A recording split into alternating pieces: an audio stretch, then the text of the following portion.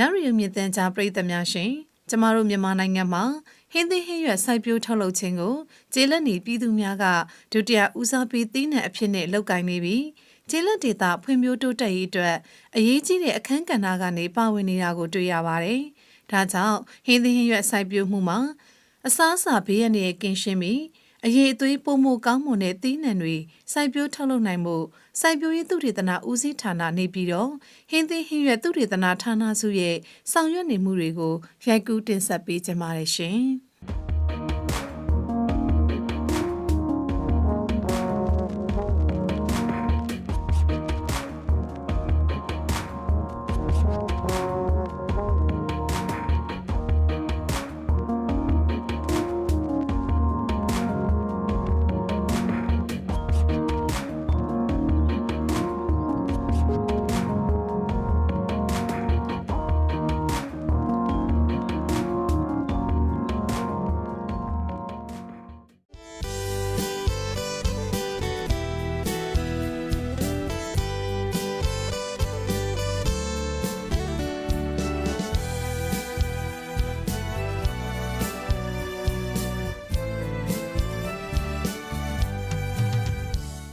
ကျမကတော့စိုက်ပျိုးရေးသုတေသနဦးစီးဌာနဟင်းသီးဟင်းရွက်သုတေသနဌာနစုမှာလက်ထောက်သုတေသနအရာရှိဒေါ်သိင်ကြီးမြင့်ဖြစ်ပါတယ်ရှင်။ကျမတို့ရဲ့ဟင်းသီးဟင်းရွက်သုတေသနဌာနစုမှာဆိုရင်အထွက်နှုံးကောင်းပြီးတော့အရေးသွေးမြင့်မားတဲ့ဒေသနဲ့တင့်တော်တဲ့ဟင်းသီးဟင်းရွက်မျိုးသစ်များရှာဖွေဖော်ထုတ်ရန်ရာသီဥတုနဲ့လိုက်လျောညီထွေရှိတဲ့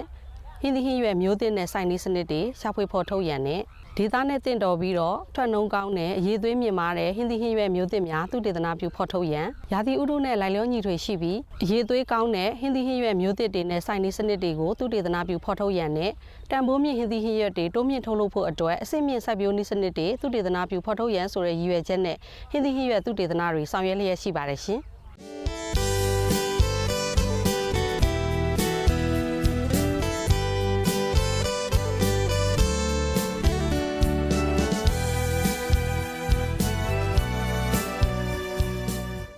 ကျမတို့ဟင်းသီးဟင်းရွက်သုတေသနတွေမှာဆိုရင်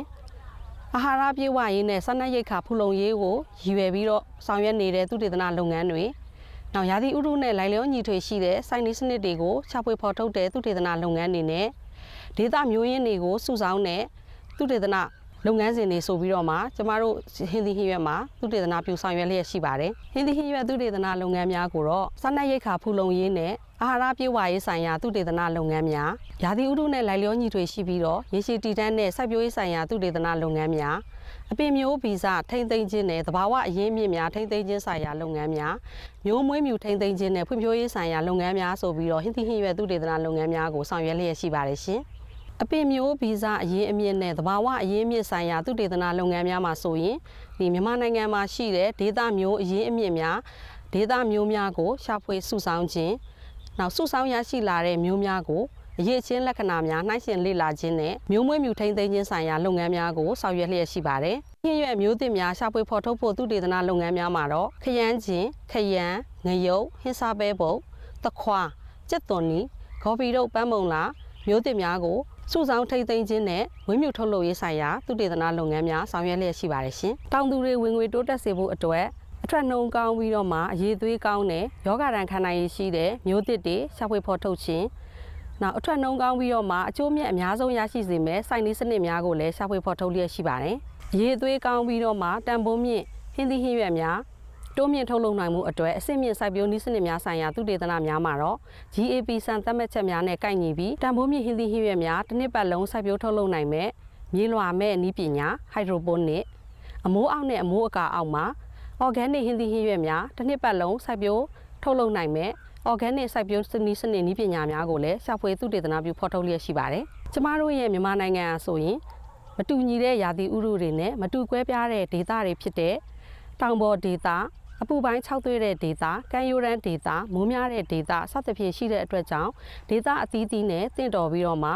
ယောဂရခံနိုင်ရရှိတဲ့နောက်အထွက်နှုံးကောင်းတဲ့ဒေသနဲ့တင့်တော်တဲ့ဟင်းသီးဟင်းရွက်မျိုးသစ်တွေနဲ့စိုက်နည်းစနစ်တွေကိုရှာဖွေသုတေသနပြုဖော်ထုတ်လျက်ရှိပါတယ်။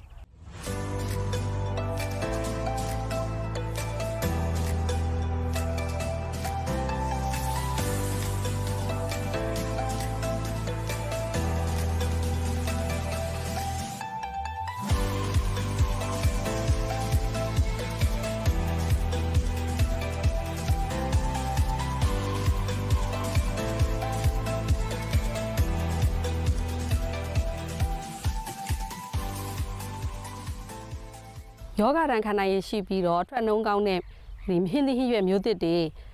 ထုတ်လုပ်ဖို့ဆိုရင်တော့အရင်ဦးဆုံးဒေသအသီးသီးမှာရှိတဲ့ဒေသမျိုးရင်းဟင်းသီးဟင်းရွက်မျိုးတွေကိုရှာဖွေစုဆောင်းရပါတယ်ခရမ်းချင်သုတေသနမှာဆိုရင်တော့ခရမ်းချင်မျိုးဗီဇခွဲပေါင်း40ကျော်ကိုဒေသအသီးသီးကနေပြီးတော့မှရှာဖွေစုဆောင်းပြီးတော့မှအရေးချင်းလက္ခဏာတွေနှိုင်းယှဉ်လေ့လာတဲ့သုတေသနကိုတွေ့ရမှာဖြစ်ပါတယ်။တောင်ပေါ်ဒေသမှာစုဆောင်းထားတဲ့ခရမ်းချင်မျိုးများမြန်မာနိုင်ငံထပ်ပမာပြည်ကနေစုဆောင်းထားတဲ့ခရမ်းချင်မျိုးတွေနောက်မြန်မာနိုင်ငံအလယ်ပိုင်းကနေစုဆောင်းထားတဲ့ခရမ်းချင်မျိုးတွေနဲ့နောက်ပြည်ပကနေပြီးမှရှာဖွေစုဆောင်းထားတဲ့ခရမ်းချင်မျိုးခွဲတွေဆိုပြီးတော့မှဒီခရမ်းချင်သုတေသနတွေမှာပါဝင်ပါတယ်။ဒေသအသီးသီးကနေပြီးမှရှာဖွေစုဆောင်းထားတဲ့ခရမ်းချင်မျိုးဗီဇခွဲပေါင်း40ကျော်ကိုစုဆောင်းပြီးတော့မှအရေးချင်းအရေးသွေးလက္ခဏာတွေနှိုင်းယှဉ်လေ့လာတဲ့သုတေသနပါဝင်ပါတယ်။ကျမတို့ဟင်းသီးဟင်းရွက်သုတေသနဌာနစုမှာအပင်မျိုးဗီဇနဲ့သဘာဝအရင်းအမြစ်တွေရှာဖွေစုဆောင်းတဲ့သုတေသနလုပ်ငန်းများမှာဆိုရင်ဒေသအသီးသီးကနေရှာဖွေပြီးတော့မှစုဆောင်းထားတဲ့ခရမ်းချင်ဗီဇမျိုးခွဲ40ကျော်နောက်ခရမ်းဗီဇမျိုးခွဲပေါင်း20ကျော်နဲ့မြန်မာပြည်မှာတောင်သူတွေစီးပွားဖြစ်စိုက်ပျိုးနေတဲ့ဒေသကျက်သွန်နီမျိုး၄မျိုးကိုလည်းရှာဖွေစုဆောင်းထားပြီးဖြစ်ပါတယ်။သခွားမျိုးအနေနဲ့ဆိုရင်တော့မျိုးစစ်ပံဌာနစုနဲ့ပူးပေါင်းဆောင်ရွက်ထားတဲ့သခွားမျိုး90ကျော်ကိုလည်းသုတေသနပြုဆောင်ရွက်နေပါတယ်။ငရုတ်ဒေသမျိုးခွဲပေါင်း30ကျော်ကိုလည်းပဲရှာဖွေစုဆောင်းပြီးတော့အရေးချင်းအရေးသွေးလက္ခဏာတွေနှိုင်းယှဉ်လေ့လာတဲ့သုတေသနလုပ်ငန်းကိုလည်းဆောင်ရွက်နေပါတယ်။စိုက်ပျိုးရေးသုတေသနဦးစီးဌာနအနေနဲ့ထုတ်ဝေပြီးဟင်းသီးဟင်းရွက်မျိုးတွေဖြစ်တဲ့ရေစင်းခရမ်းချင်မျိုးများရေစင်းငရုတ်တစ်ရေစင်းဟင်းစားပဲပုတ်တစ်နဲ့ရေစင်းကြက်ဟင်းကရေစင်းရွှေဖယုံမျိုးသစ်တို့ကိုလည်းပဲထုတ်ဝေပြီးဖြစ်ပါတယ်။ထုတ်ဝေပြီးဟင်းသီးဟင်းရွက်မျိုးတွေထဲမှာတောင်သူတွေကြိုက်နှစ်သက်ပြီးတော့မှကြက်ပြန့်ပြန့်စိုက်ပျိုးနေတဲ့မျိုးတွေကတော့ရေစင်းခရမ်းချင်2နဲ့ရေစင်းခရမ်းချင်6တို့ပဲဖြစ်ပါတယ်။တောင်သူတွေဘာကြောင့်ကြိုက်နှစ်သက်ရလဲဆိုရင်ရေစင်းခရမ်းချင်2နဲ့ရေစင်းခရမ်းချင်6ဟာဆိုရင်ဝါရောင်ရွက်တွန့်ယောဂတန်ကိုခံနိုင်ရရှိတဲ့အထွက်နှုံးကောင်းတဲ့အသီးရည်သွေးကောင်းမွန်တဲ့အတွက်ကြောင့်တောင်သူများကြိုက်နှစ်သက်ပြီးတော့မှလက်ခံပြီးတော့မှစိုက်ပျိုးနေကြတာဖြစ်ပါတယ်ရှင်။ယောဂတန်ခံနိုင်ရရှိပြီးတော့အထွက်နှုံးကောင်းတဲ့ဟင်းသီးဟင်းရွက်မျိုးသစ်တွေရှာဖွေဖော်ထုတ်ရတဲ့ရည်ရွယ်ချက်ကတော့ဒီတောင်သူတွေအနေနဲ့ဒီယောဂတန်ခံနိုင်ရရှိတဲ့မျိုးတွေကိုစိုက်ပျိုးတဲ့အခါမှာပိုးသက်ဆေးမှုသက်ဆေးအသုံးပြုမှုရှော့ချနိုင်မယ်။နောက်အသီးရည်သွေးကောင်းတဲ့အထွက်နှုံးကောင်းတဲ့အတွက်ကြောင့်ရောင်းချတဲ့နေရာမှာအကျိုးအမြတ်ရရှိပြီးတော့မှတောင်သူတွေဝင်ငွေတိုးတက်စေဖို့အတွက်ရည်ရွယ်ပြီးတော့မှထုတ်လုပ်ထားတာဖြစ်ပါတယ်ရှင်။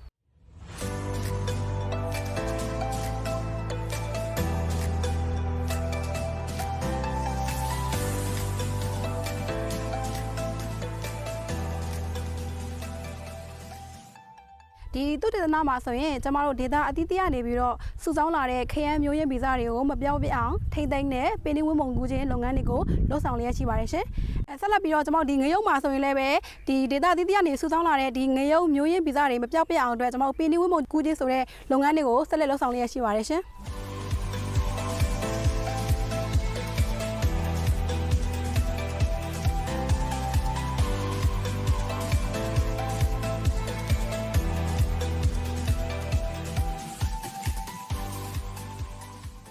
စိုက်ပျိုးရေးသုတေသနဦးစီးဌာနအနေနဲ့တောင်သူတွေအတွက်ရည်ရွယ်ပြီးတော့သုတေသနလုပ်ငန်းများဆောင်ရွက်နေတာဖြစ်ပါတယ်။ကျမတို့ဟင်းသီးဟင်းရွက်သုတေသနဌာနစုအနေနဲ့လည်းဟင်းသီးဟင်းရွက်စိုက်တောင်သူတွေအတွက်အထွက်နှုံးကောင်းပြီးတော့မှယောဂတန်ခံနိုင်ရရှိတဲ့ဟင်းသီးဟင်းရွက်မျိုးသစ်များအာဟာရပြည့်ဝပြီးတော့စားသုံးမှုလုံးကျုံစိတ်ချရတဲ့အရေးအသွေးကောင်းဟင်းသီးဟင်းရွက်တွေထုတ်လုပ်နိုင်မဲ့စိုက်နည်းစနစ်များကိုလည်းဆက်လက်သုတေသနပြုဆောင်ရွက်သွားမှာဖြစ်ပါတယ်ရှင်။စီးပွားဖြစ်စိုက်ပျိုးထုတ်လုပ်နေတဲ့တောင်သူများအတွက်သာမက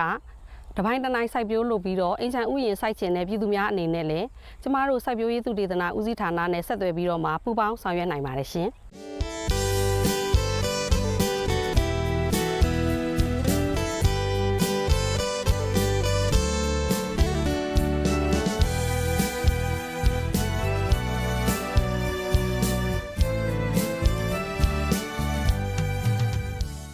မြောက်ရီလူမြင့်တန်ကြားပရိသတ်များရှင်ဟင်းသီးဟင်းရွက်တဧကအထွက်နှုံနဲ့အရေးအသွေးပုံမမြင်မာလာစေတဲ့မျိုးကောင်းမျိုးသက်မျိုးစေ့များစိုက်ပျိုးရသည့်အမိအလွယ်တကူသုံးစွဲနိုင်ရေးနဲ့အစားအစာဘေးကင်းလုံခြုံရေးသီးနှံလေးလွင့်ဆုံးရှုံးမှုလျှော့ချနိုင်ရေးနဲ့ရိတ်သိမ်းချိန်လော်နည်းပညာများကျေပြန့်ထိရောက်စွာအသုံးပြုနိုင်ရေးအတွက်စီမံကိန်းများချမှတ်ပြီးလှုပ်ဆောင်လျက်ရှိပါကြောင်းရိုက်ကူးတင်ဆက်လိုက်ရပါတယ်ရှင်။